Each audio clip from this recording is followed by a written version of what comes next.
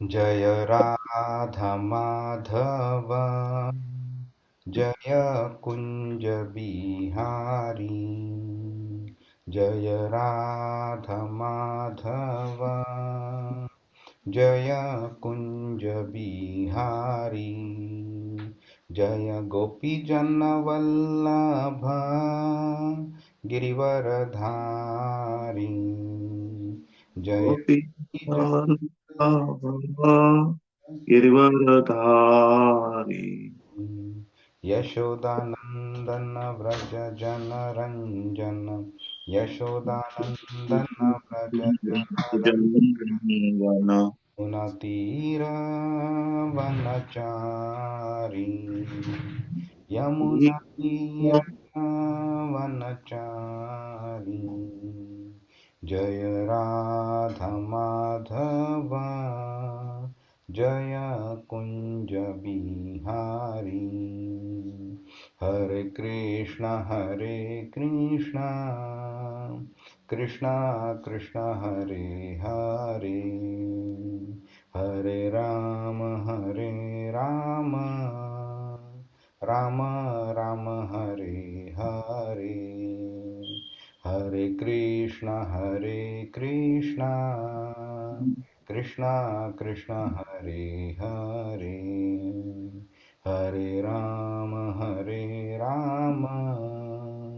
राम राम हरे हरे। जय राधा श्याम सुंदर राधा श्याम सुंदर राधे। जय कृष्ण बलराम कृष्ण बलराम। जय कृष्ण बलराम जय गौरानिताय गौरनिताय। जय गौरनिताय। जय जय प्रभुपाद प्रभुपाद। जय श्रील प्रभुपाद। हरिनाम संकीर्तन की जय। श्रीमद् भगवद गीता की जय। श्रील प्रभुपाद की जय।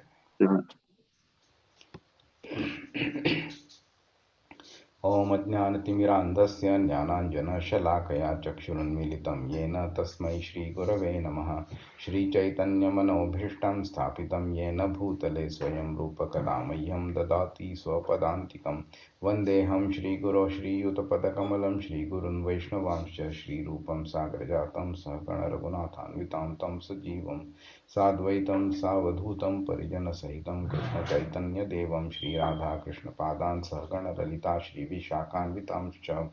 हे कृष्ण करुणा सिन्धु दीनबन्धु जगत्पते गोपेश गोपिकान्त राधाकान्त नमोऽस्तुते।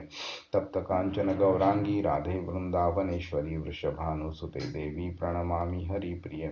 वाञ्छाकल्पतरुभ्यश्च कृपा सिन्धुभ्य एव च पतितानां पावनेभ्यो वैष्णवेभ्यो नमो नमः। नमो विष्णुपादाय कृष्णपृष्ठाय भूतले श्रीमते भक्तिवेदान्तस्वामिनिति नामिने। नमस्ते सारस्वते देवे गौरवाणी प्रचारिणे निर्विशेष शून्यवादी पाश्चात्य देशतारिणे। जय श्री कृष्ण चैतन्य प्रभु नित्यानंद श्री अद्वैत गदाधर श्रीवासादि गौरभक्तवृंद। हरे कृष्णा कृष्ण कृष्ण हरे हरे। हरे राम राम राम हरे हरे। हरे कृष्णा। सगळ्यांचं स्वागत आहे। कोणाला आठवतंय आपण काय केलेलं मागच्या आठवड्यात? कोण सांगेल? हरे कृष्ण प्रभू. हरे कृष्णा. आपण मागच्या आठवड्यात 8.1. हॅलो, माझा आवाज येतोय? हो, येतोय. आपण मागच्या आठवड्यात 8.21 केलेलं. त्यात श्रीकृष्णांनी सांगितलेलं की ज्याला वेदांती अव्यक्त आणि अक्षर किंवा अविनाशी म्हणतात, ज्याला परमगती म्हणजे श्रेष्ठ ध्येय म्हटले जाते, तिथे पोहोचल्यावर मनुष्य या मृत्यूलोकात परत येत नाही. आणि तेच माझे म्हणजे श्रीकृष्णांचे परमधाम सर्वोच्च निवासस्थान आहे असं त्यांनी सांगितलेलं. तर ह्याच्यामध्ये भगवान श्रीकृष्णांनी एका अशा जगाचे वर्णन करतात जे भौतिक सृष्टीच्या ही पलीकडे आहे आणि हे धाम शाश्वत अविनाशी आणि दिव्य आहे. भौतिक जगताप्रमाणे इथे उत्पत्ती किंवा विनाशाचे चक्र नसते, जे आपण आधी मागच्या ह्याच्यात पण बघितलेलं. आणि एकदा का जीव या धामात पोहोचला की तो पुन्हा दुःखमय भौतिक जगतात परत येत नाही. तर याच्यामध्ये त्यांनी अव्यक्त हा एक शब्द वापरलेला, ज्याचा आपण अर्थ बघितला की याचा अर्थ निराकार असा नसून ते भौतिक डोळ्यांना दिसत नाही किंवा भौतिक इंद्रियांच्या पलीकडे आहे असा होतो. आणि भगवंतांच्या आंतरिक शक्तीने ते बनलेले आहे. आणि अक्षर एक आपण बघितलेलं, जे आपण आधी पण बघितलेलं, त्याचा अर्थ कधीही क्षय होत नाही किंवा जो कधीही नष्ट होत नाही. म्हणजे ब्रह्मांडाचा जरी प्रलय झाला तरी हे धाम, जे श्रीकृष्णांचं धाम आहे, ते तसंच राहतं. सुपर. आणि परमगतींबद्दलही त्यांनी सांगितलेलं की हे धाम म्हणजे केवळ एक तात्विक संकल्पना नसून ते जीवाचे खरे स्थान आहे किंवा जे घर आहे, आपण जे म्हणू शकतो की याला वैकुंठ किंवा गोलोक वृंदावन असं म्हणतात. जसं आपण बघितलेलं गोलोक वृंदावन असं म्हणतात, आणि जिथे जीव भगवंतांच्या सेवेत भक्तीमध्ये मग्न असतो. आणि हे स्नान पूर्णपणे आनंदी आणि आनंदी असून इथे माया आणि भीती किंवा दुःख नसतं. आणि आपण एक ते हे बघितलेलं की शास्त्रानुसार भगवंतांचे हे धाम चिंतामणी रत्नांनी बनलेलं आहे. इथे अ, कल्पवृक्ष म्हणजे जे इच्छापूर्ती करणारे वृक्ष आहेत, कामधेनू गायी आहे. इथे सूर्य किंवा चंद्राच्या प्रकाशाची गरज नाही, कारण ते स्वतः भगवंतांच्या तेजाने प्रकाशमान आहे. हे एक आपण बघितलेलं. आणि अ, ह्या ह्या अ, अ, ह्याचा प्राप्ती म्हणजे ह्या धामाचे प्राप्ती किंवा आपण ह्याचं कसं आपण ह्याला प्राप्त करू शकतो, तर हे सुद्धा त्यांनी सांगितलेलं की श्रीकृष्ण स्पष्ट करतात की हे धाम केवळ कोरड्या ज्ञानाने किंवा कर्माने मिळत नाही, तर ते केवळ अनन्य भक्तीने मिळते. आणि हे म्हणजे भगवंतांशी असलेले आपले प्रेमाचे नाते पुन्हा जागृत करणे, हाच इथे पोहोचण्याचा एकमेव मार्ग आहे. वा. तर म्हणजे आपण समरीमध्ये हे बघितलेलं की हा श्लोक आपल्याला तात्पुरत्या भौतिक सुखांमध्ये न धावता शाश्वत आनंदाचा शोध घेण्याची प्रेरणा देते. आणि भगवंतांचे धाम हे आपल्या जीवनाचे अंतिम ध्येय, परमगती असावे, कारण तिथे आत्म्याला पूर्ण समाधान आणि जन्म मृत्यूच्या संकटातून कायमची सुटका मिळते. हरे कृष्ण. खूप छान, खूपच छान. अजून एक असा पॉइंट होता की तद्धाम परमम मम, म्हणजे नुसतं परमाम गतीम तो बोलून तिकडे थांबत नाहीये की बाबा ठीक आहे, एखाद्या मुलाला आपण सांगितलं की तुला अमुक एका कंपनीचा सीईओ बनायचा आहे, तर ती परमाम गतीम आहे. पण त्याच्या पुढेही जाऊन तो सांगतोय की ते जे डेस्टिनेशन आहे, ते डेस्टिनेशन माझं स्वतःचं घर येते, माझं स्वतःचं जग येते म्हणून.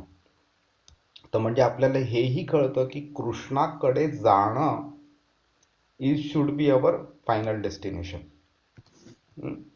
त्या ज्या परमाम गतीम, ते जे गोलोक वृंदावन जे आहे, त्या गोलोक वृंदावनला त्याचं महत्व फक्त ह्या एका कारणामुळे आहे की तिकडे कृष्ण आहे, ते कृष्णाचं स्वतःचं धाम आहे, म्हणून गोलोक वृंदावनला महत्व आहे. जर कृष्ण तिथे नसता तर गोलोक वृंदावनला तेवढं महत्व नसतं. हरे कृष्णा. खूप छान, खूपच छान. कोणाला अजून काय पॉइंट ऍड करायचा आहे आपण काय बोललेलो त्याबद्दल? सीमा माताजी, सुहास प्रभू. हा प्रभूजी, आणि हे आपण म्हणजे मागच्या वेळेस एक तुम्ही फार फंडामेंटल प्रश्न विचारला होता की का भगवत प्राप्तीच्या मागे धावायचं, असं काय आहे हम्म. म्हणजे. तर त्याचं कारण की आपल्याला श्रीकृष्ण भगवान आणि गोलोक धाम यांचे गुणात्मक दृष्ट्या हे दोघंही सेम आहे. त्यामुळे आपल्याला तिथे जो परमानंद मिळणार आहे तो पुन्हा जन्म मृत्यू घेऊन वेगवेगळ्या ब्रह्मांडामध्ये येऊन त्यात तो आनंद मिळणार नाही. हे एक महत्वाचं मला वाटलं करेक्ट, प्रभूजी. करेक्ट. खूप छान, खूप छान. ठीक आहे, कोणाला काही प्रश्न आहे का? पुढे जाऊया आपण. नाही? आपण 8व्या अध्यायाचा 22वा श्लोक बघूया. पुरुषः स परः पार्थ भक्त्या लभ्यस्त्वनन्यया यस्यान्तः स्थानि भूतानि येन सर्वमिदं ततम्. सर्वाहून श्रेष्ठ असणाऱ्या या पुरुषोत्तम भगवंतांची प्राप्ती अनन्य भक्तीनेच होती. ते जरी आपल्या धामामध्ये विराजमान असले तरी ते सर्वव्यापी आहेत आणि सर्व काही त्यांच्या ठायी स्थित आहे. हरे कृष्ण.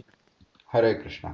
तर आठवते आपण जे पूर्ण चॅप्टरचा आपण ब्रेकअप केलेला छोट्या छोट्या सेक्शन्स मध्ये, त्याच्यामध्ये आपण बोललेलो की 17व्या श्लोकापासून 19व्या श्लोकापर्यंत कृष्ण भौतिक जगाचं वर्णन करतो आणि 20व्या श्लोकापासून 22व्या श्लोकापर्यंत कृष्ण आध्यात्मिक जगताचं वर्णन करतो.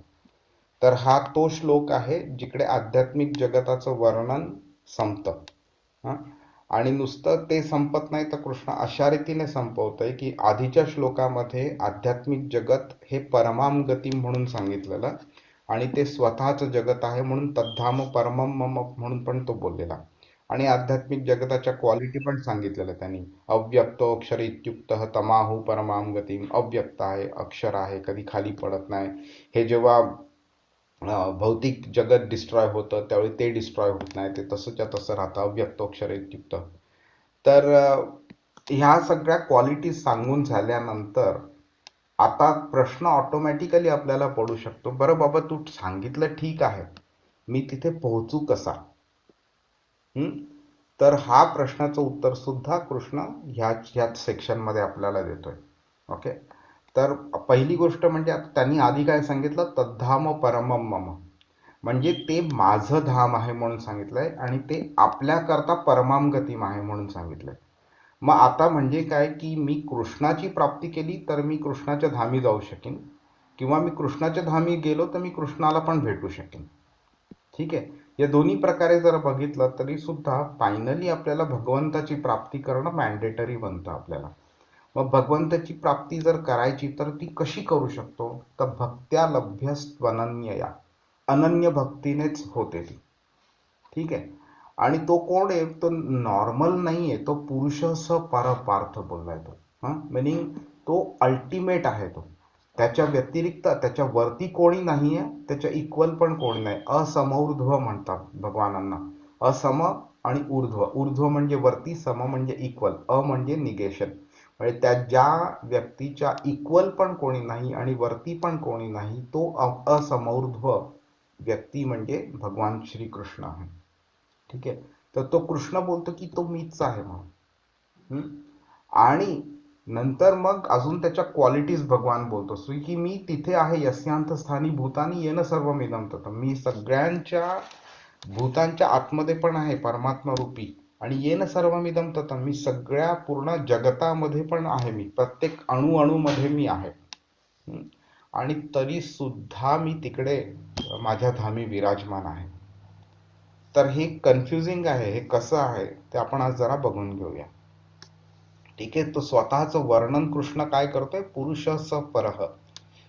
परह मिनिंग सगळ्यात वरती. ओके, तो आठवते 7व्या अध्यायातल्या एका श्लोकामध्ये कृष्ण काहीतरी बोललेला की माझ्या वरती कोणी नाही. तो काय, तो शब्द आठवते कोणाला? मत्तः परतरम नान्यत्. 7व्या अध्यायातला 7वा श्लोक.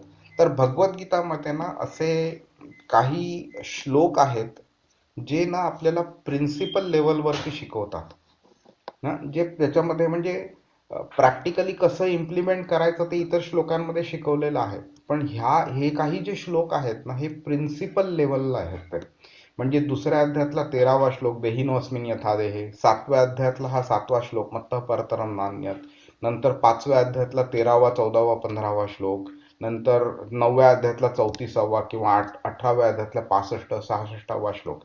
हे ना प्रिन्सिपल लेवलवरती शिकवतात.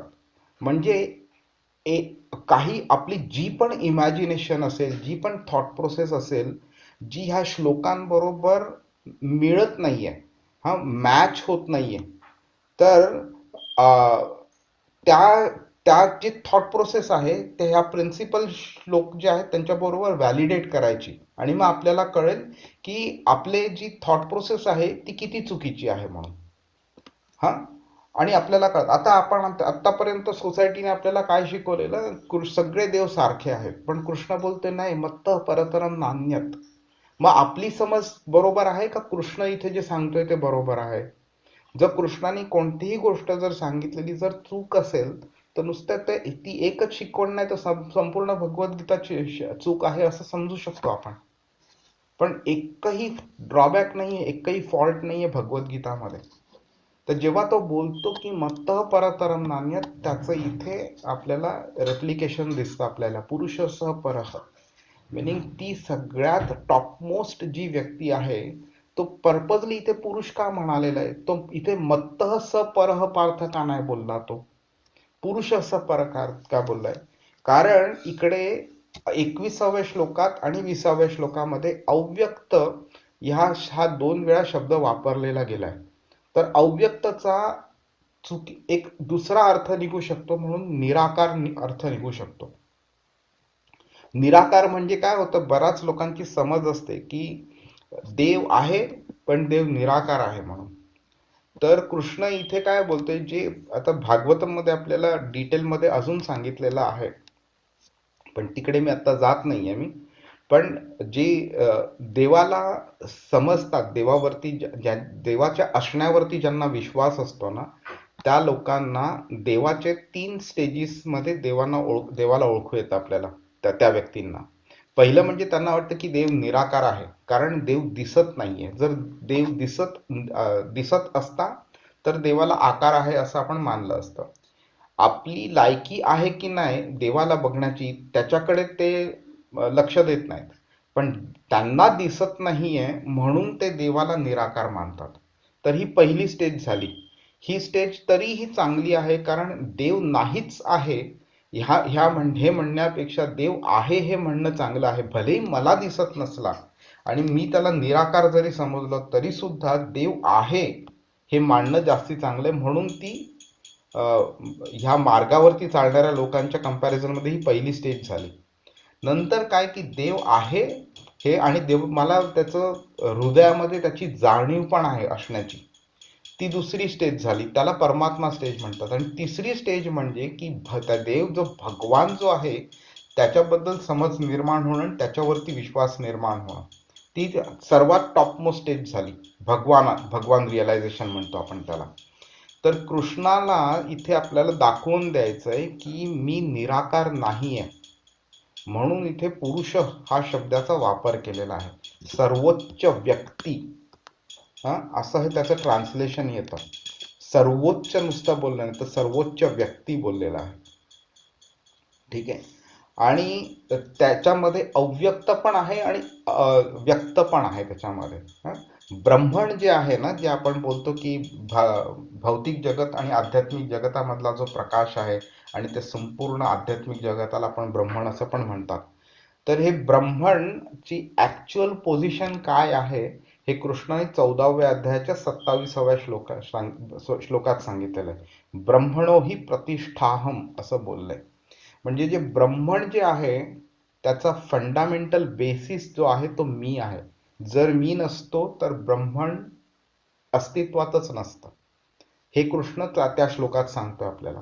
त्यामुळे आपल्याला कळतं की ब्रह्मण इम्पॉर्टंट आहे का भगवान इम्पॉर्टंट आहे म्हणून. तर इकडे तो आपल्याला ते दाखवून देतोय. पुरुष असं बोलताना तो बोलतोय की मी ती सर्वोच्च व्यक्ती आहे. ह्या काही गोष्टी आहेत, ते मिनिंग आपण काय बोलतो ना, हे फंडामेंटल आहे एकदम. फंडामेंटल म्हणजे ह्या दृष्टीने की ह्या गोष्टी जर समजल्या तर आपल्याला पुढच्या गोष्टी समजायला जास्ती सोपं पडेल. नंतर कृष्ण काय बोलतोय, मी सर्वव्यापी आहे म्हणून. आता तो सर्वव्यापी कसा आहे हे आपण बघितलेलं आहे आधी, तसं म्हणजे फंडामेंटली आपण बोललेलो आहोत. पण त्याचं कृष्ण 10व्या अध्यायाच्या 42व्या श्लोकामध्ये ह्याचं उत्तर देतो. कृष्ण बोलतो की मी सगळ्या जगामध्ये अणुरूपात पण आहे. त्याला परमात्मा रूप म्हणतात, म्हणजे क्षीरोदक्ष आहे विष्णू.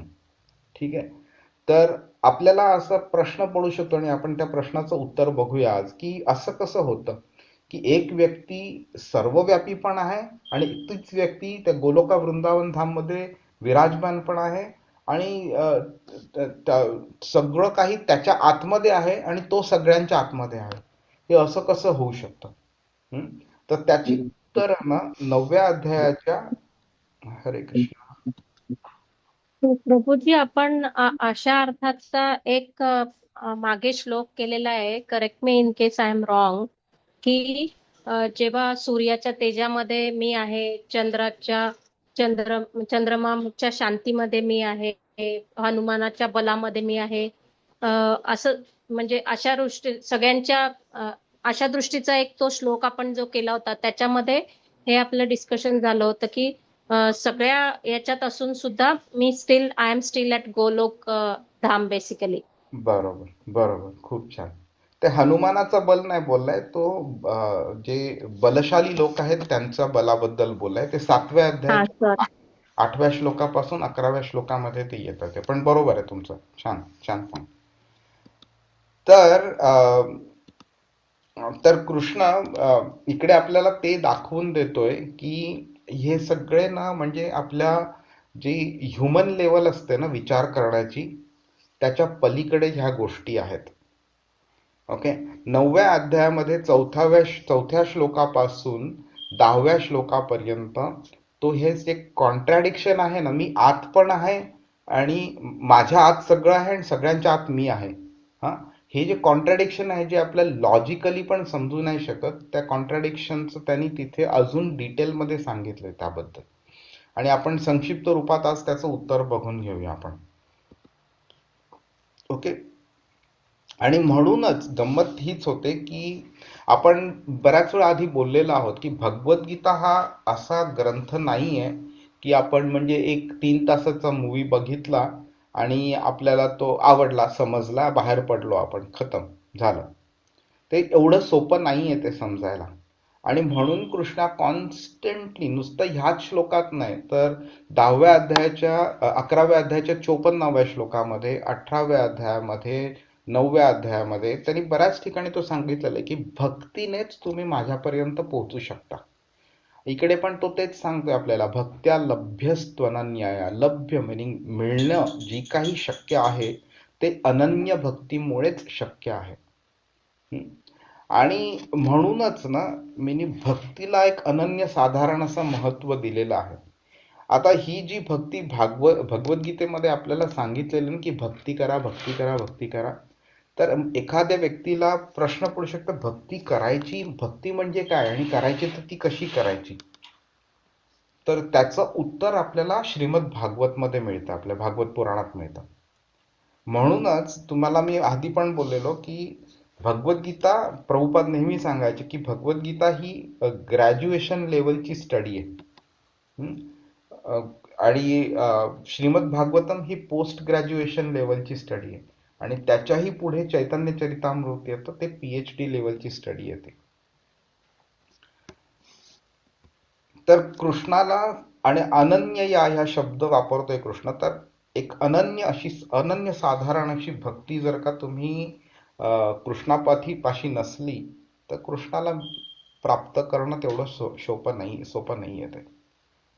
आणि बऱ्याच लोकांना असं वाटतं की हा देव आपल्या हृदयात आहे, मग आपण त्याची पूजा केली तरी चालेल. पण इथे कृष्ण हायलाइट करतोय, पुरुष असं पार्थ, मी तुमच्या हृदयात असलेला परमात्मा आहे, मी पण म्हणतो ते आहे म्हणून, पण तरी सुद्धा मला वाटतं तुम्ही, मी भगवान ह्या रूपाची तुम्ही माझी पूजा करा. परमात्मा ह्या रूपाची पूजा करण्याकरता अष्टांग योग वगैरे करतात लोक, पण तो जर परफेक्ट असता, त्याच्यापेक्षा जर काही वरचढ नसतं, तर कृष्णाला 6व्या अध्यायाच्या 46 आणि 47व्या श्लोकामध्ये हे सांगायची गरजच नसती पडली की एक भक्तियोगी श्रेष्ठ आहे आणि भक्तियोग बाकीच्या योगांपेक्षा श्रेष्ठ आहे म्हणून. आणि 7व्या अध्यायापासून 12व्या अध्यायापर्यंत भक्तियोग सांगायची गरजच नसती पडली कृष्णाला. हरे कृष्ण. तर आपण ह्याबद्दल बोललो आपण. तर कृष्ण हा सुप्रीम आहे, कृष्णाच्या वरती कोण नाही, कृष्णाच्या इक्वल पण कोणी नाही. कृष्ण व्यक्त स्वरूप आहे, कृष्ण अव्यक्त नाही आहे. आणि तो हेही सांगतोय की भगवान हे जे आपलं अंडरस्टँडिंग आहे ते अंडरस्टँडिंग अव्यक्त स्वरूपाचं नाही आहे, पुरुष असं पार्थ बोलतोय तो. एकनिष्ठ भक्तीद्वारे आपल्याला त्याची प्राप्ती करायची आहे. बऱ्याच लोकांना हाही असं वाटतं की आपल्याला मोक्ष मिळाला म्हणजे आत्मा विलीन झाला, तर आत्मा कधी विलीन होत नाही. आणि त्याचं खंडन कृष्णाने म्हणजे त्याच्याबद्दल आपल्याला दुसऱ्या अध्यायाच्या 12व्या श्लोकामध्ये पण सांगितले, म्हणजे as early as second chapter तिकडे पण सांगितलेलं आहे. आणि इकडे कुठेही तुम्ही बघाल, तुम्ही कृष्णानी आत्म्याच्या विलीन होण्याबद्दल कधीच बोलला नाही आहे. तो आत्मा हा वेगळा आहे, म्हणजे आत्मा सेपरेट आहे भगवानांपेक्षा, आणि आत्मा पण नित्य आहे. आणि जीवेर स्वरूप आहे कृष्णेर नित्यदास. जीवाचं आत्माचं स्वरूप जे आहे ते कृष्णाचा नित्यदास आहे. जर आपण नित्यदास नसतो तर मग त्या श्लोकांनी खरं सांगायला पाहिजे की हा, जोपर्यंत तुम्हाला मुक्ती मिळत नाही तोपर्यंत तुम्ही दास आहात, नंतर तुमचं अस्तित्वच संपुष्टात येतं, मग तुम्ही नित्यदास असूच शकत नाही. असं जर का तो श्लोक बोलला असता तर आपण समजू शकलो असतो की बाबा हा, आत्मा नित्य नाहीये म्हणून, किंवा आत्मा म्हणजे इंडिव्हिज्युअल आयडेंटिटी नाही आत्म्याला. पण कृष्ण तसं कधीच बोलला नाही. कृष्ण 15व्या अध्यायाच्या 7व्या श्लोकात पण तेच बोलतो, ममै वांशो जीवलोके जीवभूत सनातन. ममै वांशो म्हणजे माझे अंश आहेत, जीवलोक, जे सगळे जीव आहेत हे माझे अंश आहेत. आणि जीवभूत सनातन, सनातन हा शब्द वापरलाय, ज्याला आदी नाही, ज्याला अंत नाही आहे. म्हणजे आत्म्याला आदी नाही, अंत नाही, आणि आपण कॉन्स्टंटली आपण कृष्णाचे सेवक आहोत. असा कधी वेळ नाही येत की बाबा हा, आज विचार केला की बाबा हा, आज संडे आहे, वीकली ऑफ आहे, आज मी कृष्ण तुझा सेवक नाही, आज मला जे हवं ते मी करणार. किंवा ऑफिसमध्ये गेल्यावरती बोलायचं, अरे प्रोफेशनल लाईफ आहे, प्रोफेशनल लाईफमध्ये ह्या सगळ्या गोष्टींना आणायचं नाही. तर कृष्ण हे नाही बोललाय की तुमचं प्रोफेशनल लाईफ जर का तुमच्या जीवनातनं काढलं तर बाकीच्या वेळेला तुम्ही माझे सेवक आहात, प्रोफेशनल लाईफमध्ये तुम्ही सेवक नाही आहात, असं नाहीये. संपूर्ण आत्मा ह्या शरीरात आईच्या गर्भात असताना येण्यापासून हा शरीर सोडेपर्यंत संपूर्ण जीवन जे आहे आपलं, हे आपण, आत्मा हा जो आहे हा कृष्णाचा सेवक आहे. एक क्षण सुद्धा आपण बोलू शकत नाही मी सेवक नाही आहे. या जन्माच्या आधी सुद्धा आपण सेवक होतो, आणि ह्या जन्माच्या नंतर सुद्धा आपण सेवकच असणार आहे.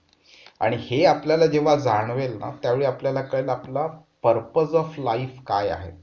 जेव्हा आपण घर, मुलं बाळ वगैरे सगळं, फॅमिली, पैसा, जॉब, स्टेटस वगैरे ह्या सगळ्या गोष्टींच्या मागे धावत राहतो, हा, त्यावेळी आपल्याला कळतं की बाबा जे माझं मूळ उद्दिष्ट असलं पाहिजे होतं त्याच्याप्रती मी खूप कमी कार्य केलं. पण जे खरं नसलं पाहिजे, 99% माझं आयुष्य त्या कार्यांकरता गेलं, जे माझं खरं नसलं पाहिजे होतं. म्हणून इकडे कृष्ण बोलते की जेवढ्या लवकरात लवकर तुम्हाला समजेल की तुम्हाला काय करायचंय आणि काय नाही करायचंय, तेवढ्या लवकर तुम्ही भक्ती सुरू कराल. आणि जेवढे लवकर तुम्ही भक्ती चालू कराल तेवढं तुम्ही जास्ती चांगली प्रॅक्टिस होईल तुम्हाला, आणि तुम्ही त्या अनन्य भक्तीच्या स्टेजमध्ये पोहोचू शकाल तुम्ही. आणि ही अनन्य भक्तीच ती भक्ती आहे ज्याच्यामुळे आपण कृष्णाला प्राप्त करू शकतो.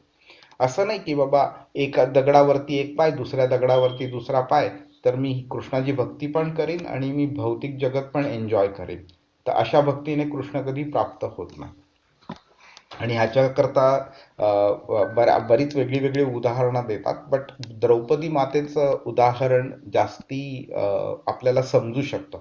ओके, जोपर्यंत द्रौपदी मातेनी जेव्हा दुःशासन तिची साडी ओढत होता, जोपर्यंत द्रौपदी मातेनी स्वतःचे प्रयत्न तिने केले, आणि जेव्हा तिला कळलं की आता हे माझ्याकडनं शक्य नाहीये, कृष्णाला तिने कॉन्स्टंटली कृष्णाची हाक मारली, हा, आणि तिने दातांमध्ये साडी पण धरून ठेवलेली, हाताने पण धरलेली, आणि जेव्हा तिला कळलं की दुःशासनचा जोर जास्ती आहे, आपल्याच्याने ते शक्य नाही, त्यावेळी तिने सरळ हात वरती केले आणि कृष्णाला नमस्कार करून कृष्णाची मनोभावे प्रार्थना केली, आणि कृष्णाने मग तिला साडी, अनलिमिटेड साडी तिला प्रोव्हाइड केली तिला. त्यामुळे दुःशासन थकला, खाली बसला, त्यांनी साडी ओढणं बंद केलं, पण साडी कृष्णाने सप्लाय करणं स्टॉप नाही केलं त्यांनी. तर ही झाली अनन्य भक्ती, की माझ्या कृष्णा व्यतिरिक्त मला कोणीही सेव्ह करू शकत नाही, आणि कृष्णा व्यतिरिक्त माझा कोणताही गोल पण नाहीये. हरे कृष्ण. आता काही गोष्टी आहेत आपण बघूया की कृष्णाची सर्व व्यापकता जी आहे ना, ती कशी आहे ती, म्हणजे शास्त्रांमध्ये वेगळ्या वेगळ्या पद्धतीने जे वर्णन केलेलं आहे ना, ते आपल्याला थोडंसं परस्पर विरोधी वाटू शकतं, की बाबा तो गोलोक वृंदावन सारख्या ठिकाणी राहतो पण, आणि तो सर्वत्र उपस्थित आहे असं पण बोलतो, आणि एकाच वेळी तो अनेक लीला पण सादर करतो वेगळ्या वेगळ्या ठिकाणी. आपण बोललो ना की ह्या ब्रह्मांडात येतो इकडे लीला करतो, दुसऱ्या ब्रह्मांडात जातो तिकडे लीला करतो वगैरे. तर आपल्याला पण प्रश्न पडू शकतो की हे कसं एकाच वेळी मल्टिपल जागी एक व्यक्ती कशी राहू शकते एकाच वेळेला. तर आपल्याला तो परमेश्वर आहे हे तर समजतं आपल्याला, हा, तो अमर्याद आहे हे पण समजतं आपल्याला, पण तरी सुद्धा आपण आपल्या इमॅजिनेशनचे लिमिट्स आपण त्याच्यावरती अप्लाय करतो, आणि मग आपण विचारू की हे कसं शक्य आहे म्हणून. म्हणजे हे कसं शक्य आहे हा जो प्रश्न आहे ना, हा प्रश्नरूपी कसं शक्य आहे असं विचारत नाही व्यक्ती. तो म्हणजे अशा रीतीने विचारला जातो तो प्रश्न की हे शक्य नाही, हे त्याचं मूळ उद्दिष्ट असतं सांगण्याचं. हे कसं शक्य आहे म्हणजे जे शक्य आहे हे शास्त्रात सांगितलंय त्यावरती अविश्वास प्रदर्शित करून ते शक्य नाही असं सांगणं, आणि हे कसं शक्य आहे हे प्रश्नरूपी विचारणं. तर बऱ्याच ठिकाणी आपल्याला कळलं पाहिजे की कृष्णाने आपल्यामध्ये आणि त्याच्यामध्ये एक डिफरन्स सांगितलेला आहे. आपण मर्त्य आहोत, म्हणजे आपण जन्म घेतो मृत्यू पावतो, जन्म घेतो मृत्यू पावतो, म्हणजे शरीर आपलं. ओके, त्यामुळे आपण आपल्या शरीरावरती काही लिमिटेशन्स आहेत की आपण एका वेळी फक्त एकाच ठिकाणी असू शकतो, पण त्याच्याकडे जी शक्ती आहे ती आपल्या आवाक्याच्या बाहेर आहे, आपल्या समजेच्या बाहेर आहे. ती अचिंत्य शक्ती जी आहे त्याच्याद्वारे तो एकाच वेळी अनेक ठिकाणी उपस्थित राहू शकतो. तर मग एक प्रश्न निर्माण होऊ शकतो की जेव्हा अष्टसिद्धी प्राप्त होते, हठयोग अष्टांग योग वगैरे हे सगळ्या योगांच्या द्वारे, त्यावेळी त्यापैकी एक अशी सिद्धी आहे ज्यामध्ये एक व्यक्ती 7 रूप घेऊ शकतो आणि वेगळ्या वेगळ्या 7 वेगळ्या वेगळ्या ठिकाणी तो एकाच वेळी उपस्थित राहू शकतो. पण त्याचं लिमिटेशन काय आहे की एका रूपाने एक ऍक्शन परफॉर्म केली तर बाकीचे 6 रूप सुद्धा तीच ऍक्शन त्याच वेळी परफॉर्म करतात. म्हणजे काय, पहिली गोष्ट क्वांटिटी मध्ये लिमिटेशन आहे, तुम्ही फक्त 7च करू शकता. दुसरी गोष्ट म्हणजे तुमच्या ऍक्शन्स मध्ये पण लिमिटेशन आहे, एकाने केलं तर तेच बाकीचे सगळे पण करतात. पण कृष्ण तसं नाही आहे. आपण अजूनही गोष्टी काही बघू की कृष्णाने वेगळी जी रूपं घेतली आहेत त्यांच्याबद्दल सुद्धा थोडीशी माहिती आपण बघूया जरा आज. ओके, त्यामुळे तो वेगळ्या वेगळ्या ठिकाणी एकाच वेळी उपस्थित राहू शकतो, भरपूर अनलिमिटेड ठिकाणी, आणि वेगळ्या वेगळ्या ऍक्शन्स पण परफॉर्म करू शकतो तो. ओके, तर कठोपनिषद मध्ये सुद्धा हेच सांगितलंय, एकोपी सन बहुधा यो वभाती. जरी ते एक असले तरी ते अनेक रूपात प्रकट होतात. आणि 9व्या अध्यायाच्या 4थ्या श्लोकामध्ये पण मगाशी मी सांगितल्याप्रमाणे मी माझ्याकडून माझ्या अव्यक्त रूपात हे संपूर्ण विश्व व्यापलेलं आहे हे कृष्ण बोलतोय. मया ततमिदम सर्वम जगद अव्यक्त मूर्तीना, अव्यक्त मूर्तीना. की कृष्ण अव्यक्त रूपामध्ये किंवा व्यक्त रूपामध्ये पृथ्वी लोकावरती, ब्रह्मलोकात, इंद्रलोकात, ह्या ब्रह्मांडात, दुसऱ्या ब्रह्मांडात, गोलोका वृंदावनात, वैकुंठात, सगळ्यामध्ये एकाच वेळी तो अवेलेबल असतो. आणि ह्याची समज आपल्याला जास्ती कुठे होईल माहितीये, कृष्ण 10व्या अध्यायामध्ये अर्जुन त्याला प्रश्न विचारतो, विभूती त्याच्या दाखवायला सांगतो, विभूतींबद्दल सांगायला सांगतो, दाखवायला नाही. त्यावेळी तो 19व्या श्लोकापासून 42व्या श्लोकापर्यंत त्याच्या सगळ्या विभूतींबद्दल तो माहिती देतो. सगळ्या नाही, प्रायमरी जे विभूती आहेत त्याबद्दल माहिती देतो. आणि त्यावेळी आपल्याला कळून येईल की कृष्ण डायरेक्टली आणि इनडायरेक्टली सगळं कसं वेगळ्या वेगळ्या ठिकाणी एकाच वेळी अवेलेबल असू शकतो म्हणून. मग आता एक ऑब्विसली एक प्रश्न येऊ शकतो की बाबा ही जी त्याची अचिंत्य शक्ती आहे ज्याच्यामुळे कृष्णाला समजणं शक्य नाही, तर मग कृष्णाने आपल्याला बराच वेळ सांगितलं ना माझी भक्ती करा. आणि भक्ती करताना आपण बोलतो पण ना की बाबा ज्या व्यक्तीबद्दल मला काय माहितीच नाहीये त्याची मी भक्ती कशी करणार. म्हणून 8व्या अध्यायाच्या 9व्या श्लोकामध्ये त्यांनी 10 त्याच्या रूपांबद्दल सांगितलेलं, 10 क्वालिटीज बद्दल सांगितलेलं. पण तरी सुद्धा ते तसं डिफिकल्ट आहे ना. असं लगेचच्या लगेच कसं कळणार की बाबा त्या क्वालिटीजमुळे कृष्ण एक्झॅक्टली कसा आहे ते, त्याची भक्ती कशी करणार. त्यामुळे आता एक प्रश्न निर्माण होतो की कृष्ण जर अचिंत्य आहे तर त्याची कल्पना मला कशी करता येईल म्हणून. ओके, तर कृष्ण अमर्यादितपणे महान आहे आणि अमर्यादितपणे सूक्ष्म पण आहे एकाच वेळी. तो सर्व सृष्टीमध्ये व्याप्त पण आहे आणि सर्वात लहानातल्या लहान अणूमध्ये सुद्धा तो आहे. एकाच वेळी तो विशाल पण आहे, एकाच वेळी तो सूक्ष्म पण आहे. आणि हा विरोधाभास आहे ना, हा आपल्या दृष्टीने अकल्पनीय आहे. आणि आपली दृष्टीने का, तर आपले जे भौतिक इंद्रिय आहेत त्यांची एक लिमिटेशन आहे. ते एका सर्टन लिमिटच्या बाहेर ना बघू शकतात, ना ऐकू शकतात, ना विचार करू शकतात, ना काही करू शकतो आपण. त्यामुळे जी व्यक्ती त्याबद्दल ते करू शकते त्याबद्दल आपल्याला आश्चर्य होतं आणि आपल्याला अविश्वास पण निर्माण होतो. आता जेव्हा टेस्ट क्रिकेट खेळलं जायचं त्यावेळी वन डे इंटरनॅशनल सारखी अशी गोष्ट आहे किंवा जन्माला येईल हे कोणी विचार पण नव्हता केला. आणि जेव्हा वन डे इंटरनॅशनल चालू झाल्या त्यावेळी एका मॅच मध्ये एखादी व्यक्ती डबल सेंचुरी मारू शकेल असा कोणी विश्वास पण नव्हता केला, विचार पण नव्हता केला, विश्वास बसलाच नसता. पण झालं ना ते शेवटी. आणि आज आपण अशा स्टेजला आलो आहोत की बऱ्याच लोकांनी डबल सेंचुरी मारली आहे वन डे क्रिकेट. तर आता गंमत काय आहे, ही सत्यता आजची जी आहे ती अकल्पनीय होती 20 वर्षापूर्वी, 40 वर्षापूर्वी. याचा अर्थ हा आहे का की ती सत्यता कधी होणार शक्य नाही. त्याचा अर्थ एवढाच आहे की लोकांना ते लोकांच्या समजेच्या बाहेर आहे ते. बरोबर. तर आज जर आपल्याला कोणी विचारलं की 500 धावा कोणी करू शकेल का T20 मध्ये, तर मे बी आपण बोलणार इम्पॉसिबल आहे. पण मे बी ते शक्य होईल सुद्धा 20 वर्षांनी. तर सांगायची गोष्ट म्हणजे काय की आपण नेहमी आपले जे इंद्रिय आहेत, आपली समज आहे, त्यांचा वापर करून आपण ठरवतो की काय शक्य आणि काय शक्य नाहीये. आणि हेच जे आपले लिमिट्स आहेत ते आपण भगवानांवरती पण अप्लाय करतो आणि भगवानांना बोलतो की तू असं करू शकतो आणि तू असं करू शकत नाही. तू एकाच ठिकाणी 2 वेळा असूच शकत नाही.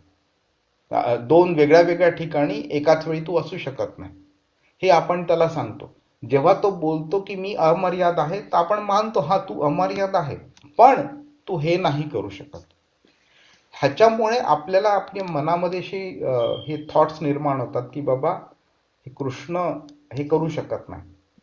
कारण का, तर तो अचिंत्य आहे. मग जर का तो अचिंत्य आहे तर मग त्याचं प्राप्त जर त्याला करायचं असेल, त्याची भक्ती करायची असेल तर मला त्याच्याबद्दल माहिती हवी असली पाहिजे. आणि जर का तो अचिंत्य आहे तर त्याच्याबद्दल माहिती कशी मिळेल मला. तर तिकडे कृष्ण हा आपल्याला सांगतोय की भक्ती योगाद्वारे तुम्ही मला समजू शकता. तुम्ही आणि नुसते समजू शकत नाही, तुम्ही प्राप्त पण करू शकता तुम्ही. आणि तिकडे तो कृष्ण बोलतो शुद्ध भक्ती, अनन्य भक्ती. ह्यामुळे आपण कृष्णाला समर्पण केलं पाहिजे. आणि हे समर्पण केल्यानंतर नुसतं समर्पण करणं म्हणजे असं नाही बोललं की बाबा हा मी तुझं समर्पण केलं रे, असं नाही आहे ती. तर कृष्णाचे जे आपल्या सूचना मिळतात भगवद्गीतेद्वारे, श्रीमद भागवतमद्वारे, आपल्या गुरुद्वारे, आपले जे वेगळ्या वेगळ्या प्रकारचे गुरु असतात त्यांच्याद्वारे जेव्हा आपल्याला सूचना मिळते त्यावेळी कोणताही स्वार्थ हेतू न ठेवता कृष्णाची ती सूचना मानली पाहिजे आणि प्रत्यक्षात आणली पाहिजे. आणि त्याच्यावरती निस्वार्थ पद्धतीने प्रेम केलं पाहिजे त्याच्यावरती. ही जी प्रक्रिया आहे भक्तियोगाची, ह्याच्यामुळे काय होतं तर आपलं हृदयाचं शुद्धीकरण होतं आणि आपण जास्तीत जास्त चांगले भक्त बनू शकतो. आणि असं करता करता त्या अनन्य भक्तीच्या स्टेजला आपण पोहोचू शकतो. आपण जेवढी आपण चांगली भक्ती करू तेवढं चांगलं हृदय शुद्ध होतं, आपली चेतनेची शुद्धी होते आणि तसं तसं कृष्ण आपल्याला जास्ती चांगला आणि नीट समजायला लागतो आपल्याला. जसं जसं कृष्ण समजायला लागतो, जशी भक्ती वाढायला लागते तशी तशी त्याची कृपा प्राप्त होते. आणि मी तुम्हाला मागे सांगितलेलं आहे बराच वेळा की हे जे आध्यात्मिक नॉलेज जे आहे ना, हे समजण्याकरता तुम्ही किती जास्ती मटेरियल एज्युकेशन कृष्णाचं आहे त्याचा काही संबंध नाही याच्याशी. आध्यात्मिक नॉलेज फक्त आणि फक्त गुरु आणि कृष्णाच्या कृपेने प्राप्त होतं. जर का आपल्या गुरुची आपल्यावर कृपा नसली, जर का कृष्णाची आपल्यावर कृपा नसली, तर तुम्ही भगवद्गीता कोणत्याही पद्धतीने शिका, तुम्हाला ती समजणारच नाही. तुम्हाला ती समजेल ती सुपरफिशियल लेवलवरती, की बाबा हा श्रीकृष्ण अमर्यादित आहेत म्हणून. हा बरोबर आहे, पण त्याचा अर्थ काय, आणि तो जो अर्थ आहे त्याच्यामुळे कृष्णाला प्राप्त कसं करायचं आणि तो प्राप्त होईल की नाही हे तुम्हाला कधी जमणार नाही, जोपर्यंत कृष्णाची कृपा प्राप्त होत नाही तोपर्यंत. ओके. आता कृष्णाचा सर्व व्यापकपणा जो आहे तो कृष्णाने आपल्याला ह्या श्लोकात सांगितलं. यस्यांतः स्थानी भूतानी येन सर्वमिदं तत्. म्हणजे काय, तर कृष्ण आणि सृष्टी जे आहे त्याच्याबद्दल एक संबंध आहे त्यांचा. तो संबंधचा एक सत्य जे आहे त्याचा आपल्याला इकडे समज मिळते आपल्याला. तर कृष्ण काय बोलतो, यस्यांत स्थानी भूतानी, म्हणजे जे सर्व प्राणी मात्र आहेत ते त्याच्या आतमध्ये त्याच्यामध्ये आहेत. आणि तो सगळं काय म्हणजे सॉरी, यस्यांत स्थानी भूतानी म्हणजे तो सर्व प्राणी मात्रांमध्ये आहे आणि तो सर्व काही व्यापून पण आहे. तो येन सर्वमिदं तत्, म्हणजे असं कसं आहे की तो आतमध्ये पण आहे आणि बाहेर पण आहे. हा प्रश्न साहजिक एक निर्माण होतो ना. तर त्याचा उत्तर बघण्याकरता आपण एक साधं उदाहरण घेऊ, म्हणजे एक प्रश्नारूपी उदाहरण घेऊ आपण, की एक व्यक्ती बोलते मी घराच्या आत आहे. म्हणजे काय, की घर त्याच्या आतमध्ये नाहीये. जर तो घराच्या आत आहे तर घर त्याच्या आतमध्ये नाहीये. पण जर का घर त्याच्या आतमध्ये आहे तर मग तो घराच्या आतमध्ये असू शकत नाही. तर तर्क जर लावला तर आपल्याला हे कोडं उलगडणं शक्यच नाहीये. बरोबर, की मी घराच्या आत आहे म्हणजे घर माझ्या आत नाहीये, पण मी बोलतो नाही मी घराच्या आत पण आहे आणि घर पण माझ्या आतमध्ये. तर तर्काच्या दृष्टीने ते एक विरोधाभास आहे. गंमत काय होते की विरोधाभास म्हणजे काय असतं, की दोन वेगळी वेगळी सत्य असतात. ती इंडिव्हिज्युअली जर का आपण बघितलं तर ती सत्य वाटू शकतात, पण एकत्रितपणे जर बघितलं तर ते सत्य कळत नाही आपल्याला. मग ह्याच्या करताना आपल्याला शास्त्राची समज असली पाहिजे, गुरुचा आशीर्वाद असला पाहिजे आणि कृष्णाची कृपा असली पाहिजे आपल्याला. ओके. तर आपल्याला इकडे हे कळून येतं की कृष्ण इकडे विष्णूचा पण उल्लेख करतो इकडे. हा, तर आपण बघितलेलं 3 प्रकारचे विष्णू आहेत म्हणून. तर इकडे पहिला विष्णू म्हणजे महाविष्णू म्हणजे कारणोदक्षाई विष्णू बद्दल सांगितलेलं आहे, आणि तिसरा विष्णू म्हणजे परमात्मा म्हणजे क्षीरोदक्षाई विष्णू त्यांच्याबद्दल पण सांगितलेलं आहे. तर कृष्णापासनच म्हणजे ते चतुर्व्यूह वगैरे सगळं आहे, तर मी त्यामध्ये जात नाही आता. पण कृष्णापासूनच सर्टन लेवल्स नंतर महाविष्णू म्हणजे कारणोदक्षाई विष्णूची उत्पत्ती होते, आणि त्याच्यानंतर मग गर्भोदक्षाई विष्णू, त्याच्यानंतर मग क्षीरोदक्षाई विष्णूची उत्पत्ती होते. तर क्षीरोदक्षाई विष्णू सर्व प्राणी मात्रांच्या हृदयामध्ये परमात्मा म्हणून स्थित आहे आणि अणूमध्ये सुद्धा परमात्मा म्हणून स्थित आहे तो. तर हा झाला क्षीरोदक्षाई विष्णू. आणि कारणोदक्षाई विष्णू म्हणजे महाविष्णू म्हणजे त्याच्यामध्ये सगळे आत्मे पण आहेत तिकडे. तर जेव्हा जेव्हा सृष्टीचं निर्माण होतं त्यावेळी हे आत्मे सृष्टीच्या ह्या ब्रह्मांडामध्ये आणले जातात आणि त्यांच्या कर्मानुसार आणि त्यांच्या इच्छेनुसार त्यांना वेगळे वेगळे शरीर मिळतात त्यांना. तर ते महाविष्णू झाले. मग आपल्याला कळू शकतं की हे सगळे जे आत्मे आहेत आणि सगळी जी पृथ्वी आहे हे महाविष्णूंच्या आतमध्ये आहेत, आणि महाविष्णू हे कृष्णाचं रूप आहे. त्यामुळे कृष्ण बोलतो हे सगळे माझ्या आतमध्ये आहेत, आणि परमात्मा सगळ्यांच्या आतमध्ये आहे. त्यामुळे कृष्ण बोलतोय की यस्यांत स्थानी भूतानी, मी सगळीकडे सगळ्यांच्या आतमध्ये पण आहे. तर आता जेव्हा आपण कृष्णाचे हे एक्सपान्शन्स आहेत महाविष्णू आणि क्षीरोदक्षय विष्णू ह्यांच्या पर्स्पेक्टिव्हनी ह्यांचं जे फंक्शन जे आहे त्या दृष्टीने जेव्हा आपण ह्या श्लोकाकडे बघू किंवा हे जो तार्किक विरोधाभास आपण ज्याला म्हटलं त्याच्याकडे जेव्हा बघू त्यावेळी ह्याचं आपल्याला उत्तर मिळू शकतं आपल्याला. कोणाला काही प्रश्न आहे ह्यामध्ये? समजायला काही डिफिकल्ट आहे? ओके.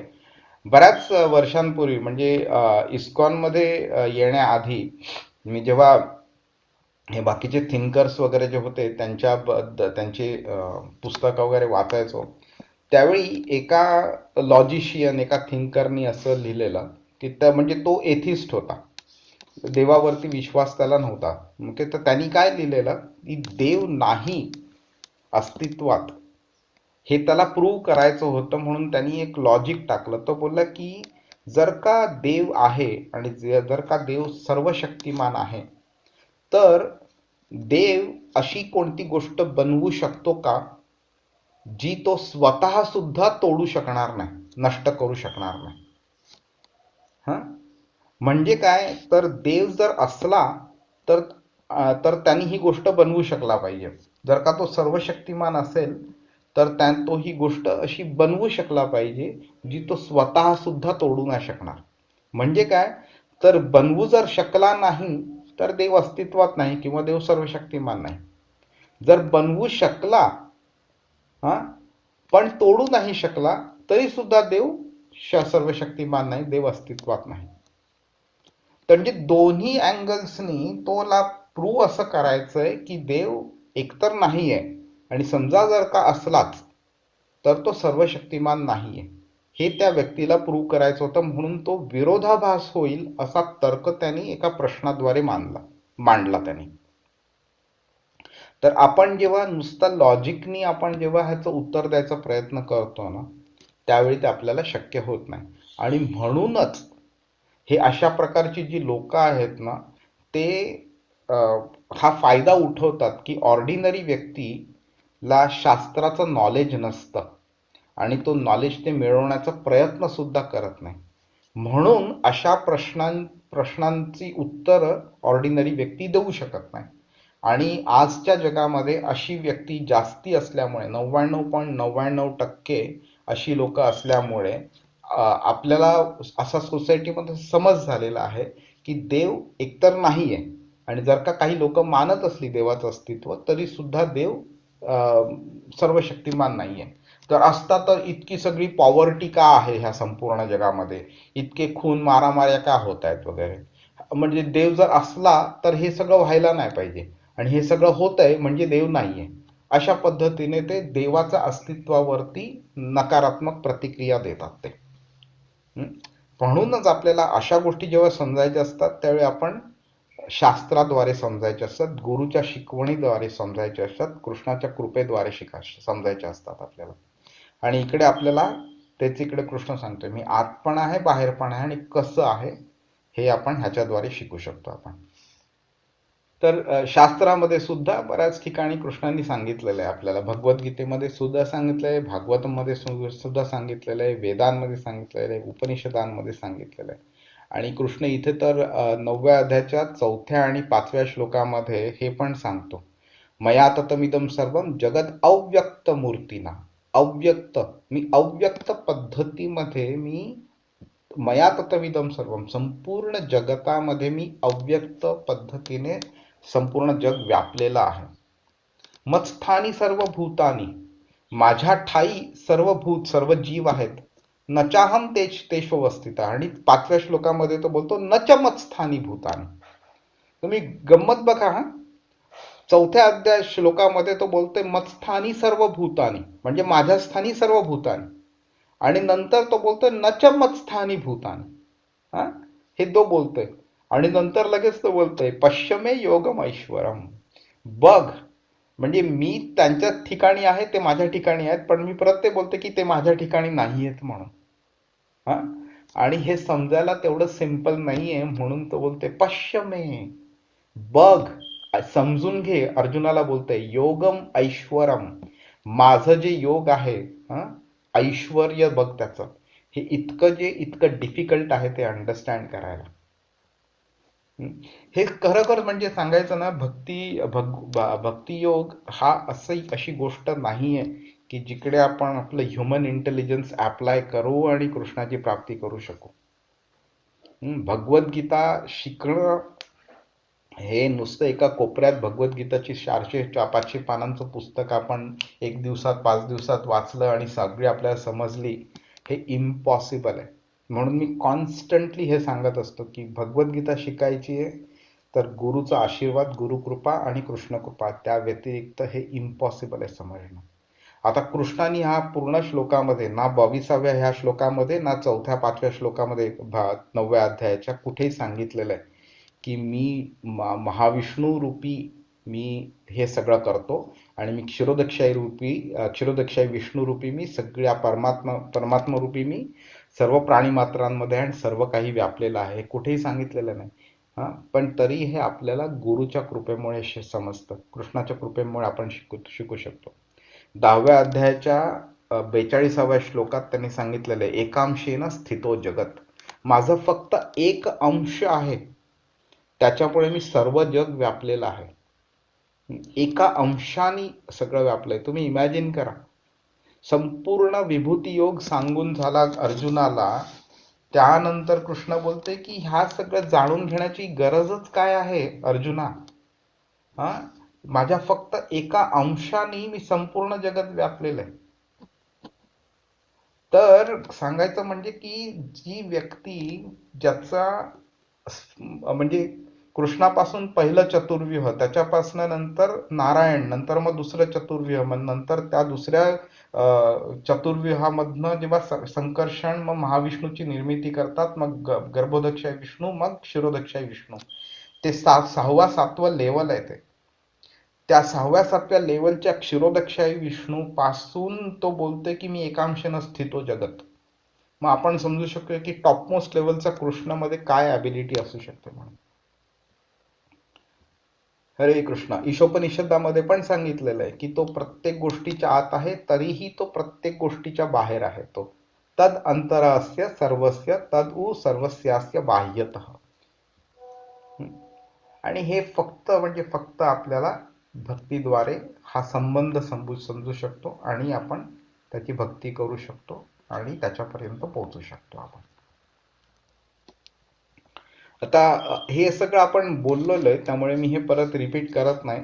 तर भगवंताचं जे परमधाम आहे गोलोक वृंदावन, त्याच्या काही क्वालिटीज आहेत, त्याच्या काही कॅरेक्टरिस्टिक्स आहेत त्याच्या. ओके. तर ते जनरली ते आनंद चिन्मय रस बोललं जातं की सच्चित आणि आनंद मधला जो आनंद आहे तो आनंद अनलिमिटेड आहे आणि त्याच्यामध्ये कोणत्याही प्रकारचं असं म्हणजे कमी होईल असं आनंद पण नाहीये आणि त्याच्यापेक्षा चांगला असा आनंद पण कोणता नाहीये. आणि हा आनंद फक्त इन्क्रीज होत राहतो, हा कधी डिक्रीज होत नाही. त्या अशा आनंद त्या गोलोका वृंदावन मध्ये आहे. इवन ब्रह्मसंहितेमध्ये सुद्धा 37व्या श्लोकात 5व्या अध्यायाच्या 37व्या श्लोकात हे सांगितलेलं आहे की भगवंत गोलोकात नित्य वास करतात, तरीही ते सर्व प्राण्यांचा आत्मा म्हणून सर्वत्र उपस्थित आहेत. ते गोलोक एव निवसत्य आणि अखिलात्म भूत, अखिल आत्मा म्हणजे संपूर्ण जे आत्मा आहेत त्यांच्या भूतांच्या मध्ये तो आहे, म्हणजे परमात्मा म्हणून. ओके. तर ह्या गोष्टी आहेत त्या आपल्याला ह्या स्टेजला आपली जी भक्ती आहे त्या क्वालिटीच्या भक्तीमुळे हे समजणं तेवढं सिंपल नाही येते. पण ऍट द स्टार्ट पॉइंट ना आपल्याला हे फंडामेंटल प्रिन्सिपल म्हणून ऍक्सेप्ट करावं लागतं. बरं. आणि हे सांगताना मी एक उदाहरण नेहमी देतो. आता ज्या लोकांनी केमिकल इंजिनिअरिंग, मेकॅनिकल इंजिनिअरिंग केलेलं आहे किंवा इवन नॉर्मली जे आपण शाळेमध्ये जॉमेट्री, मॅथ्स वगैरे शिकतो वगैरे, त्यावेळी आपल्याला काय शिकवलं जातं, थिअरम्स शिकवले जातात जॉमेट्रीमध्ये. थिअरम्स म्हणजे काय, रूल्स आहेत ते. त्या रूल्सना आपण कधी चॅलेंज करतो का आपण, की बाबा राईट अँगल ट्रँगल म्हटला तर तो असा असतो, तो 90 डिग्रीचाच असतो आणि त्यामुळे टोटल अँगल्सची बेरीज जी आहे ती 180 डिग्रीज होते. कधी तुम्ही स्वतः पट्टी घेऊन आणि अँगल्स वगैरे घेऊन तुम्ही स्वतः मेजर केलंय का? किती लोकांनी केलं असेल, तरी सुद्धा आपण त्याच्यावरती विश्वास ठेवतो ना, का आता कोणीतरी बनवलेलं आहे, त्यांनी आपल्याला शिकवलं म्हणून आपण एक्सेप्ट केलं. तर जर का आपण त्याला चॅलेंज करत नाही, पण नंतर आपण काय करतो की जशी जशी आपली नॉलेजची लेवल वाढते तसं तसं आपण डिटेलमध्ये जायचा प्रयत्न करतो आणि आपल्याला कळतं की बाकीच्या ह्या सगळ्या गोष्टी केल्यामुळे ते प्रूव्ह होतं की तो आधीचा जो थिअरम किंवा रूल जे आपण शिकलो तो राईट करेक्ट होता म्हणून. तर सुरुवात जेव्हा करायची असते त्यावेळी आपल्याला श्रद्धेनेच सुरुवात करावी लागते. आज भलेही आपल्याला समजणार नाही, आपल्या ह्या भौतिक दृष्टीला पृथ्वीच्या बाहेरचं काही गोष्ट समजणं डिफिकल्ट आहे, म्हणून आपल्याला वेगळे वेगळे इन्स्ट्रुमेंट्स लागतात, रॉकेट्स वगैरे हे सगळे लागतात. ते एक तिकडचं कॅप्चर करतात आणि घेऊन येतात फुटेज वगैरे. तर तरी सुद्धा त्यांची एक लिमिटेशन आहे, ते अमुक एका प्लॅनेटच्या बाहेर जाऊन बघू शकत नाही. तर आपल्याला जास्तीत जास्त ह्या ब्रह्मांडाच्या आत काय आहे तेच आपल्याला समजू शकतं, ब्रह्मांडाच्या बाहेर काय ते समजणं शक्य नाहीये. तर ह्याचा अर्थ हा नाही की ब्रह्मांडाच्या बाहेर काही नाहीये म्हणून. तर गंमत काय आहे की आता आपण संपूर्ण ज्युपिटर स्वतःच्या डोळ्यांनी बघितला नाहीये, तरी सुद्धा आपण मानतो ना ज्युपिटर आहे, कारण का तर कोणीतरी संशोधन केलंय आणि ज्युपिटर आहे हे प्रूव्ह केलेलं आहे. तर तसंच आपण नंतर काय करतो, हे जे प्रूफ्स आहेत हे एक्सेप्ट करतो आणि हळूहळू आपण त्याच्यावरती आपलं पुढचे स्टडीज बेस करतो, आपण ते थिअरम्स आणि रूल्स एक्सेप्ट करून. आणि नंतर मग आपण अजून आपली स्वतःची डिस्कवरी इन्व्हेन्शन्स वगैरे करतो आणि नंतर आपल्याला जाणवतं की आधी जे इन्व्हेन्शन्स होते, डिस्कवरी केलेली किंवा थिअरम्स होते, रूल्स होते, ते करेक्ट होते म्हणून. बरोबर.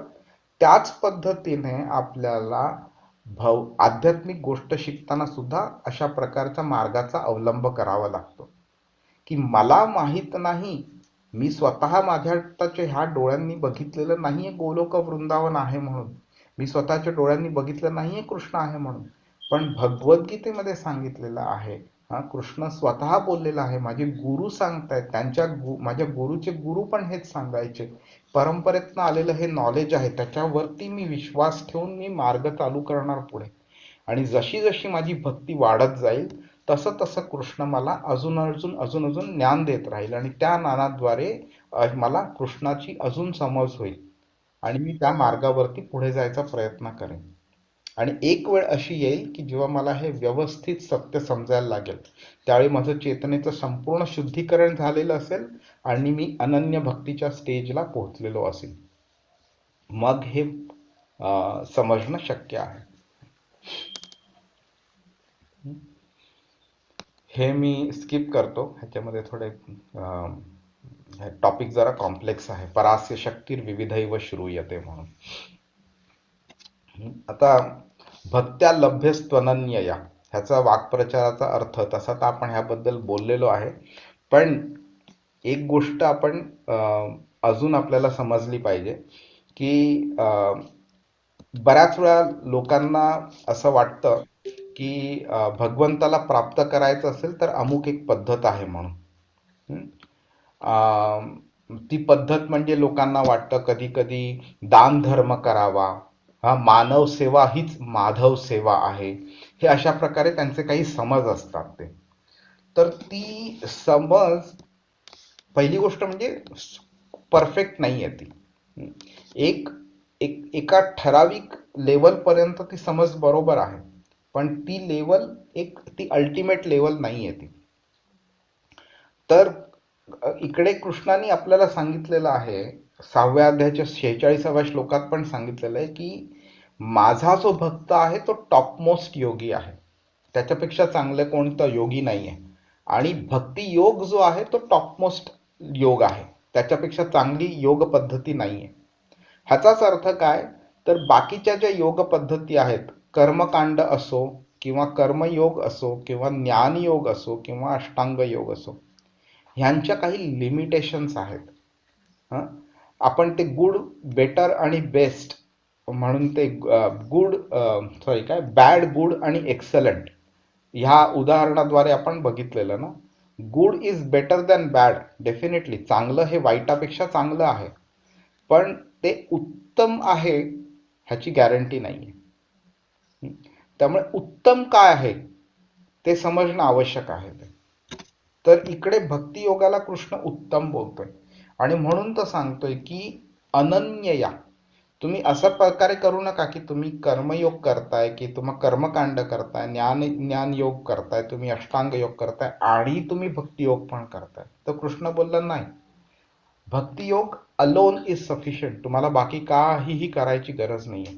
आपल्याला कोणत्या पद्धतीने तार्किक पद्धतीने सुद्धा आपल्याला कृष्णाबद्दल जाणून घेण्याची किंवा भक्ती करण्याची काही आवश्यकता नाही आहे तिकडे. आपल्याला फक्त म्हणजे फक्त एक भक्ती योग केला तर अल्टिमेट ऑब्जेक्टिव्ह आपला अचीव होऊ शकतो. हे बाकीचे सगळे जे प्रकार आहेत ना, ते प्रकार आपल्याला एका पर्टिक्युलर स्टेज पर्यंत नेऊ शकतात, पण टॉप मोस्ट लेवलला नाही नेऊ शकत ते. समजा एखादा लिफ्ट आहे एखाद्या बिल्डिंग मध्ये, ते एक लिफ्ट 2-3 लिफ्ट आहेत. समजा एक लिफ्ट फक्त 5व्या माळ्यापर्यंत नेऊ शकते, दुसरी 15व्या माळ्यापर्यंत नेते, तिसरी 25व्या माळ्यापर्यंत नेते, पण चौथी जी आहे ते टॉप मोस्ट लेवलला नेते. तर ही ती टॉप मोस्ट लेवलला नेणारी लिफ्ट आहे, ती लिफ्ट म्हणजे भक्ती योग आहे. बाकीच्या ज्या ह्या 3 लिफ्ट्स आहेत जे आपल्याला टॉप मोस्ट लेवलला नेत नाहीत, त्या कर्मकांड, ज्ञानकांड किंवा ज्ञानयोग किंवा अष्टांग योग वगैरे ह्या पद्धती आहेत. त्या वेगळ्या वेगळ्या उपनिषदांमध्ये किंवा श्रीमद भागवतम मध्ये सुद्धा याचीच हे केली आहे, पुष्टी केलेली आहे याची, की ना योग, ना सांख्य योग, ना धर्म, ना वेदाध्ययन वगैरे, ना कोणता तप, ना कोणता त्याग, यापैकी कोणत्याही पद्धतीने तुम्ही माझी भक्ती केली, प्रयत्न केला, तरी मी तुम्हाला प्राप्त नाही होणार. मी तितका प्रसन्न होतच नाही जितका मी भक्तीद्वारे शुद्ध भक्तीद्वारे प्रसन्न होतो. तर अनन्य भक्तीचं स्वरूप काय आहे, की ती शरणागती आपण कृष्णापाठी घेतली पाहिजे, संपूर्ण समर्पण केलं पाहिजे. आपण द्रौपदी मातेचं उदाहरण ज्याप्रमाणे घेतलं त्याप्रमाणे निष्ठा म्हणजे अचल अशी श्रद्धा असली पाहिजे. डळमळीत नाही की बाबा कृष्णा, तू माझ्या आयुष्यामध्ये अशी चुकाच्या काही गोष्टी घडवून दिल्या, माझा विश्वास उडाला तुझ्यावरनं. माझे एक रिलेटिव्ह होते, तर त्यांनी त्यांच्या बायकोला अशी एक कॅन्सर सारखी एक रोग झालेला. तर माझे ते रिलेटिव्ह भरपूर म्हणजे पूजा वगैरे दररोज करायचे. आणि नंतर जेव्हा त्यांची बायको लास्ट स्टेज मध्ये पोहोचली, त्यावेळी त्यांनी कृष्णाला सांगितलं की मी जर काही गेली, हिला काय झालं, तर मी तुझी पूजा करणं बंद करून टाकणार. आणि त्यांनी खरोखर तसं केलं. त्यानंतर त्या दिवसानंतर जेव्हा माझी ती रिलेटिव्ह, ती बायको त्यांची गेली, त्याच्यानंतर त्यांनी पूजा करणं कम्प्लिटली बंद करून टाकलं त्यांनी. तर ही श्रद्धाच्या लेवलवरती बोलू शकतो, पण ती निष्ठा नसते, ती अचल श्रद्धा नसते. अचल श्रद्धा म्हणजे मी संपूर्णपणे कृष्णाला माझा सर्वे सर्वा म्हणून एक्सेप्ट केलेला आहे. चैतन्य महाप्रभू बोलतात की तू माझ्या जीवनामध्ये काहीही घडवून आण, तरी सुद्धा तूच माझा पूर्ण पुरुषोत्तम भगवान आहेस आणि मी तुझे चरण कधीही सोडणार नाही. तर जी भक्ती आपल्या आयुष्यामध्ये घडणाऱ्या काही विपरीत गोष्टी, विपरीत आपल्या दृष्टीने, आपल्या भौतिक दृष्टीने विपरीत जी आहे, त्या दृष्टीने जेव्हा काही गोष्टी घडतात आणि जर का आपण शुद्ध भक्ती मार्गापासून लांब जातो, तर ती कधी भक्ती असूच शकत नाही. ती तो स्वार्थ होता. ती श्रद्धा, निष्ठा असूच शकत नाही. ते डळमळीत होतं सगळं. नंतर सेवा केली पाहिजे कृष्णाची सेवा वेगळ्या वेगळ्या पद्धतीने. त्याचे मंदिर बांधू शकतो आपण, त्याची अर्चविग्रह पूजा करू शकतो, प्रसाद त्याला भोगा अर्पण करू शकतो, प्रसाद वितरण करू शकतो, भगवद्गीता पण शिकवू शकतो लोकांना. आणि ह्या सगळ्यामध्ये स्वार्थ नसला पाहिजे, की बाबा मला काहीतरी बेनिफिट मिळणार आहे म्हणून मी करतोय, हा असा विचार नसला पाहिजे. तर ही म्हणजे अनन्य भक्तीचं स्वरूप झालं आहे. ठीक आहे. आणि अजून एक गोष्ट आहे की भक्ती मार्ग हा साधन म्हणून पण आपण वापर करू शकतो त्याचा, आणि भक्ती ही साध्य पण आहे. साधन म्हणजे काय झालं, प्रोसेस झाली. साध्य म्हणजे ऑब्जेक्टिव्ह, गोल झाला आपला. तर भक्ती हे साधन पण आहे आणि साध्य पण आहे. आणि ह्याच्यामुळे अनन्य भक्तीमुळे काय होतं, आपल्या हृदयाचं परिवर्तन होतं. शुद्धीकरण होतं, आपली चेतनेची शुद्धी होते आणि मग नंतर आपण कृष्णाचे अजून चांगले भक्त बनतो आपण. मोक्षाच्या पलीकडे आहे, भौतिक लाभांच्या पलीकडे आहे, कोणत्याही सिद्धीच्या पलीकडे आहे भक्ती. ती खरी झाली अनन्य भक्ती. ठीक आहे, तर मी क्विकली रॅपअप करतो मी. ओके, एवढं आपण बघूया आणि नंतर मग आपण स्टॉप करूया. तर वैकुंठ आहेत, बऱ्याच लोकांना असं वाटतं की वैकुंठ फक्त एक आहे. तर वैकुंठ एक नाहीये, वैकुंठ अनेक अनेक आहेत आणि प्रत्येक वैकुंठाचे वेगळे वेगळे अधिष्ठाते देवता आहेत म्हणून. ओके, तर आपण त्यांची पटकन अशी नावं बघून घेऊया. हा, तर नारायण सुद्धा एका वैकुंठाचे अधिपती आहेत, वासुदेव एका ह्याच्या अधिपती आहेत, संकर्षण आहेत, प्रद्युम्न आहेत, अनिरुद्ध आहेत, पुरुषोत्तम, त्रिविक्रम, केशव, माधव, ऋषिकेश, श्रीधर, दामोदर, जनार्दन, वामन, पद्मनाभ, बरेच आहेत असे. ह्यांना आपण कसं ओळखू शकतो, तर हे सगळे जे चतुर्भुज रूप आहेत ना, त्या प्रत्येक रूप शंख, चक्र, गदा आणि पद्म ह्यांनी सुशोभित आहेत ते. आणि प्रत्येक रूप जो आहे वेगळ्या वेगळ्या प्रकारे हे डिस्प्ले करतो तो. त्याच्यामुळे आपल्याला कळू शकतं की कोण कोण आहे ते म्हणून. आणि ह्याचं सुद्धा आपलं डिस्क्रिप्शन शास्त्रामध्ये दिलेलं आहे. ते हे सगळे जे आहेत ना, म्हणजे हे कृष्ण हे स्वतः सुद्धा कृष्ण आहेत आणि कृष्णांपासून ते आले. त्यामुळे आपण असं टेक्निकली बोलू शकतो की कृष्णापासून ते वेगळे आहेत आणि हे आहेत, पण ते फंक्शनली सेम आहेत. ते ब्रह्मसंहितेमध्ये ना ब्रह्मसंहितेमध्ये ह्याचं आपल्याला थोडं स्पष्टीकरण मिळतं आपल्याला. तर 5व्या अध्यायाच्या 46व्या श्लोकामध्ये ब्रह्माजी काय म्हणतात की ज्याप्रमाणे एक दिवा दुसऱ्या दिव्याला प्रकाश देतो, पण तरीही स्वतःचा आधीचा जो प्रकाश आहे तो गमवत नाही, पण दोन्ही दिव्यांना प्रकाश मिळतो. तर आपल्याला काय वाटतं की दोन्ही दिव्यांचा प्रकाश आहे तो सेम आहे. बरोबर आहे, एका अँगलने तुम्ही बोललात तर सेम आहे, पण तरी सुद्धा त्यातला एक दिवा असा आहे जो मूळ दिवा आहे. ओके, आणि त्याने तिकडे मेणबत्तीचं उदाहरण दिलं. एका मेणबत्तीपासून दुसरी, दुसऱ्यापासून तिसरी, तिसऱ्यापासून चौथी, असे जेव्हा तुम्ही मेणबत्ती ला तुम्ही हे करता, ज्वलित करता तुम्ही, तेव्हा त्याची जी ज्वाला असते ती सगळ्यांची सेम दिसते, पण तरी सुद्धा त्यातली एक मेणबत्ती असते जी ओरिजिनल असते. तर तो ओरिजिनल मेणबत्ती म्हणजे कृष्ण.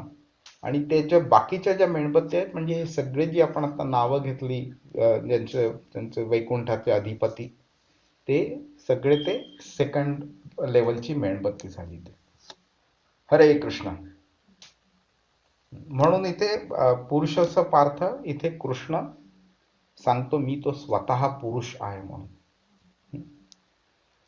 हरे कृष्ण. वेळ पण झाली आहे, मी स्टॉप करतो इकडे.